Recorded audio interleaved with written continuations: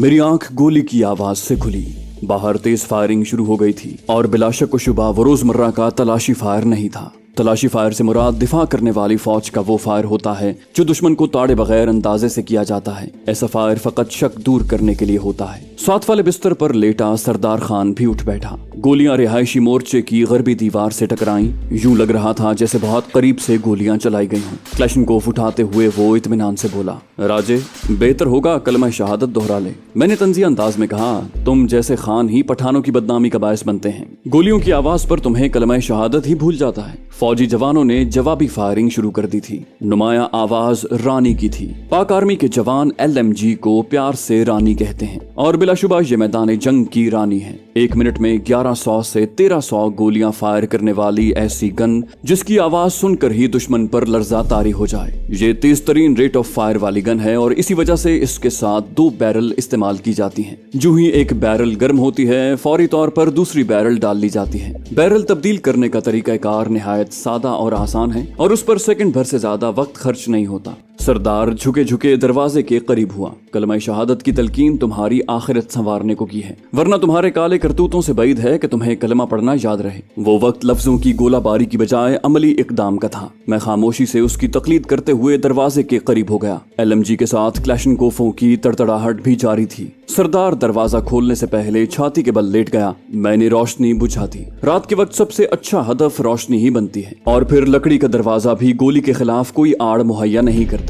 उमूमन action फिल्मों में hero साहब किसी मेज वगैरह की आड़ लेकर गोलियों की बौछार से यूं बच जाते हैं जैसे बख्तरबंद में पनाह ले रखी हो, और मेज की मोटाई भी 1-8 इंच से कम होती है। याद रखें 9-10 इंच तक मोटी लकड़ी भी फायर के खिलाफ आड़ मुहैया नहीं करती, तो 1-8 इंच मोटी लकड़ी कैसे गोली को रोक सकती है। रिहायशी बंकर के सामने फायरी खंदकें बनी हुई थी। मैदानी इलाके में ऐसी खंदकें जमीन को खोद कर बनाई जाती हैं और खुदाई से जो मिट्टी निकलती है वो खंदक के सामने बंद की सूरत ढेर कर दी जाती है। लेकिन पहाड़ी इलाके में खुदाई नहीं की जाती और पत्थरों की दीवार बनाकर फायरी खंदक बनाई जाती है ताकि नक्लो हरकत को दुश्मन के फायर और निगरानी से महफूज रखा जा सके। फायरी खंदक रिहायशी बंकर से जरा नशेब में बनी थी। हम वहां तक खड़े होकर नहीं जा सकते थे। पहाड़ों पर मोर्चे और रिहाइश बनाने में सबसे बड़ा मसला यही होता है कि जहां जगह इजाजत देती है वहां दीवार खड़ी कर दी जाती है। रिहायशी बंकर की दीवारें बनाने के लिए तो जगह मिल जाती है, लेकिन फायरी खंदकों की मुसलसल दीवार बनाने के लिए काफी एहतियातों को नजरअंदाज करना पड़ता है। वो दीवार भी कमरों से जरा नशेब में थी और लेट कर ही गोलियों की बौछार से बचा जा सकता था। हम क्रॉलिंग करते हुए नीचे पहुंचे। क्लैशनकोफों के धाने बारिश के कतरों की तरह गोलियां उगल रहे थे। दहशतगर्दों की बड़ी तादाद हमलावर हुई थी। उनकी फायरिंग का उमूमी तरीकाकार ये होता है कि आड़ में रहते हुए क्लैशनकोफ की नाल को हदफ की जानिब सीधा करके सेफ्टी को ऑटोमेटिक हालत पर रख कर ट्रिगर दबा देते हैं और जब तक मैगजीन खाली नहीं हो जाती ट्रिगर से उंगली नहीं हटाते। पहले भी बताया जा चुका है कि क्लैशनकोफ के साथ मुख्तलिफ किस्म की मैगजीनें इस्तेमाल होती हैं, जिनमें 30, 40 और 75 गोलियों की मैगजीनों का इस्तेमाल आम है। क्लैशनकोफों के गरजने के साथ LMG और G3 का धाड़ना भी शुरू था। हम उस वक्त QJ टॉप पर मौजूद थे। शवाल वादी उबूर करने के बाद एक मुसलसल पहाड़ी सिलसिला है जो शुमालन जुनूबन फैला हुआ है। उसके सामने वसी और चौड़ा नाला है जिसकी चौड़ाई तकरीबन 4.5-5 किलोमीटर के बकदर होगी। नाले का ज्यादातर हिस्सा खुश्क है और दरमियान में बहुत कम मिकदार में पानी बह रहा है जिसका बहाव जुनूब से शुमाल की जानिब है। इसे अफगान नाला कहा जाता है। ये सिर्फ कहने की हद तक नाला है, वरना इसकी वुसअत किसी भी तरह चौड़ी वादी से कम नहीं। नाले में छोटी छोटी टेकरियां और पत्थर की चट्टानें बकसरत फैली हैं। जितनी कसरत से चट्टानें और टेकरियां फैली हैं उससे ज्यादा तादाद में दहशतगर्दों की टोलियां इकट्ठी हुई हैं जो आर्मी के खिलाफ तो कार्रवाइयां करते ही हैं, मासूम मकामी लोगों को तंग करने का कोई मौका भी हाथ से नहीं जाने देते। नाला उबूर करके एक और पहाड़ी जो QJ टॉप के मुतवाजी शुमाल से जुनूब की तरफ फैली है, उसके बुलंद मकाम का नाम बामिक टॉप है। बामिक टॉप की बुलंदी करीबन 11,000 फुट है और शुमालन जुनूबन उसकी बुलंदी कम होती हुई जमीन से मिल जाती है। उसे मुल्हिक जुनूब की जानिब अफगानिस्तान के शहर लमन की हुदूद शुरू हो जाती है। शुमाल की जानिब एक बहुत बड़ा गांव गरिश खेल कले है। गरिश खेल कले में अमरीकी फौज की एक छावनी भी मौजूद है, जबकि लमन शहर के शुमाली जानिब इंडिया की एक पोस्ट है। और हकीकत तो यह है कि दहशतगर्दों के असल माखेज अमरीकी छावनी और इंडियन पोस्ट ही हैं। बामिक टॉप पर भी दहशतगर्दों के ठिकाने मौजूद हैं। हैं। इंडिया हमारी सरहद को किसी सूरत महफूज नहीं देख सकता और बाढ़ को मुकम्मल होने से रोकने के लिए मुसलसल दहशतगर्दाना कार्रवाइयां करवा रहा है। बल्कि दहशतगर्दों के साथ उमूमन इंडिया के स्नाइपर्स भी पाकिस्तान आर्मी के खिलाफ मसरूफे कार नजर आते हैं। स्नाइपिंग के अलावा गाहे गाहे जिस्मानी हमले भी होते रहते हैं, जिनका मुंह तोड़ जवाब दिया जाता है। पहले सरदार और मैं अंगूर अड्डे से जुनूब की जानिब लकोड़ा सेक्टर में तैनात हुए, मगर वहाँ स्नाइपर हमले कलील तादाद में होते थे। तभी हमारी जरूरत QJ टॉप पर महसूस की जाने लगी और हम यहाँ पहुँच गए। 2 हफ्ते होने को थे। दिन भर मोर्चे में लेट कर दुश्मन के स्नाइपरों को ताड़ते और शाम को रिहायशी बंकर में घुसकर आराम करते। हमारी आमद के बाद दहशतगर्दों का पहला जिस्मानी हमला था। फायरी खंदक में उतरते ही सरदार दौड़कर करीबी मोर्चे में पहुंचा। खंदक में थोड़े थोड़े फासले पर मोर्चे बने हुए थे। एक मोर्चे के मोखे यानी लूप होल पर क्लैशनकोफ की बैरल टेक कर सरदार जवाबी फायर करने लगा। मैंने भी उसके दाएं जानिब पोजीशन संभाल ली। हमलावर काफी करीब पहुंच चुके थे और उनके छुपकर करीब पहुंचने में संतरियों की गफलत की बजाय इलाकाई खदोखाल का हाथ था, वरना उस इलाके में पहरेदार सुस्ती या गफलत का शिकार नहीं हो सकते। दरख्तों के झुंड, उभरी हुई ढलाने और ओझल जमीन छुपकर हरकत करने के लिए निहायत मावन और मददगार होती है। खासकर अंधेरा तो दुश्मन के लिए करीबी दोस्त की हैसियत रखता है। सरदार के फायर के साथ ही गोलियों की बौछार खंदक की दीवार से टकराई।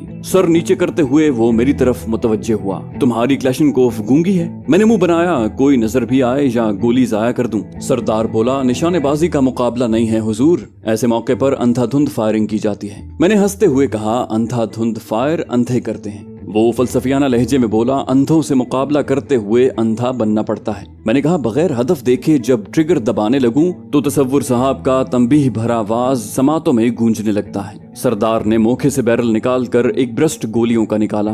बोला, वो खुद तो सूबेदार मेजरी के मजे लूट रहे हैं और तुम उनकी नसीहतों की खातिर अपना नुकसान करवाने पर तैयार बैठे हो। मैंने नफी में सर हिलाया। उस्ताद की नसीहतों पर अमल करने से कम से कम नुकसान नहीं हो सकता। एकदम फायरिंग में तेजी आ गई। हमें मोखे के सामने से हटना पड़ा। हमारे दाएं जानिब मोर्चे में भी 2 जवान मौजूद थे। उनके पास LMG थी और वो दरमियाने ब्रस्ट फायर कर रहे थे। यहाँ आपकी मालूमात के लिए बताते चलें कि एक तरबियत याफ्ता फायर करने वाला LMG इस्तेमाल करते वक्त 4 इकसाम का फायर करता है, आहिस्ता, दरमियाना, तेज और लगातार। एक बार ट्रिगर दबाने से गन के थाने से निकलने वाली गोलियों की तादाद को फायरी छट्टा या ब्रस्ट कहते हैं और फायरी छट्टे में गोलियों की तादाद का इन्हिसार ट्रिगर दबाने की मुद्दत पर मुनहसिर है। LMG का रेट ऑफ फायर इतना तेज है कि 1 मिनट ट्रिगर दबा कर रखें तो 1100 से 1300 गोलियां फायर कर देती है। इससे आप अंदाजा लगा सकते हैं कि 6-7 गोलियों का ब्रस्ट निकालने के लिए ट्रिगर को कितना दबाना पड़ेगा। दोनों जवान हमसे चंद गज ही दूर थे। अचानक तेज कराह सुनाई दी। सरदार फौरन बोला, काम हो गया। कराह मैंने भी सुन ली थी और उसी जानिब मुतवज्जे था। एक जवान कंधे को थामे नीचे बैठ गया था, जबकि दूसरा टॉर्च रोशन करके जख्म का मुआयना कर रहा था। मैं तेजी से उनकी तरफ बढ़ा। सरदार अपनी जगह डटा रहा। जख्मी होने वाले ने गन की बैरल तब्दील करने को बैरल कैच खोला था। तभी भूली भटकी गोली ने मोखे से गुजरकर उसे वक्ती तौर पर नाकारा कर दिया था। किस्मत अच्छी थी, वरना 3-4 इंच के फर्क के साथ गोली उसकी गर्दन में भी पेवस्त हो सकती थी। और ऐसा होने पर एक माँ का बेटा, बहन का भाई, किसी बीवी का शौहर, नन्हे मुन्ने बच्चे का बाप, बूढ़े बाप का सहारा मनो मिट्टी तले पहुंच जाता। और नन्हे बच्चों का अपने बाप के मुताल्लिक इस्तफसार करने पर जवान बेवा और बूढ़ी दादी के आंसू उन मासूमों की समझ से बाहर होते। उसका नाम दिलदार था और वो बच गया था। लेकिन ऐसे कई दिलदार मैंने अर्ज़े पाक पर कुर्बान होते देखे हैं। घर लाश जाती है तो किसी का सर नहीं होता और किसी का धड़ नहीं मिलता। लकड़ी के एक ताबूत में खाकी वर्दी की चंद धज्जियां लपेट कर वालिदैन के बहलाने और उनकी मोहब्बत को एक मरकज मुहैया करने का हीला कर दिया जाता है। वतन की खातिर जान देने वाले के गोश्त के लोथड़े और वफादार खून अपनी मिट्टी में ऐसे खलत हो जाता है कि सुर्ख और खाकी की पहचान मिट जाती है। मैंने दिलदार का जख्मी कंधा थामते हुए उसके साथ ही असलम को कहा, QCB ले आओ। QCB यानी क्विक कॉम्बैट बैंडेज। ये आर्मी के हर जवान को मुहैया की जाती है। ये हादसाती चोट और गोली वगैरह लगने से बहते खून को रोकने को इब्तिदाई तिब्बी इमदाद के तौर पर इस्तेमाल की जाती है। इसे सादा जबान में फील्ड पट्टी भी कहते हैं। असलम ने कहा, मेरे पास मौजूद है। उसने अपने बैंडोलियर की जेब से QCB निकाल कर मेरी तरफ बढ़ा दी। बैंडोलियर हथियार की इजाफी मैगजीनें रखने और छाती और पीठ को गोलियों से बचाने के लिए बुलेट प्रूफ प्लेटें डालने का जैकेट नुमा पहनावा होता है। इसे उमूमन बुलेट प्रूफ जैकेट कहते हैं। इसी असना में मैंने दिलदार का बैंडोलियर उतार दिया था। हिफाजती प्लास्टिक हटाकर मैंने नर्म पट्टी जख्म के मुंह पर दबाकर रखी और पट्टी को महारत से लपेट दिया। दिलदार होश में था। میں نے اسلم کو کہا اسے سہارا دے کر رہائشی بنکر میں لے جاؤ۔ اس نے اسبات میں سر ہلا کر اپنی G3 کندھے سے لٹکائی اور دلدار کے ساتھ فائری خندق میں آگے بڑھ گیا۔ اس حالت میں بھی جوان نے اپنا ہتھیار پیچھے چھوڑنا گوارا نہ کیا تھا۔ میں نے LMG میں بیرل ڈال کر بیرل کیچ بند کیا اور فیڈ ٹرے میں گولیوں کا بیلٹ چڑھا دیا۔ LMG میں گولیوں کا بیلٹ چڑھتا ہے اور ایک بیلٹ میں 250 گولیاں آتی ہیں۔ سردار قریب آیا۔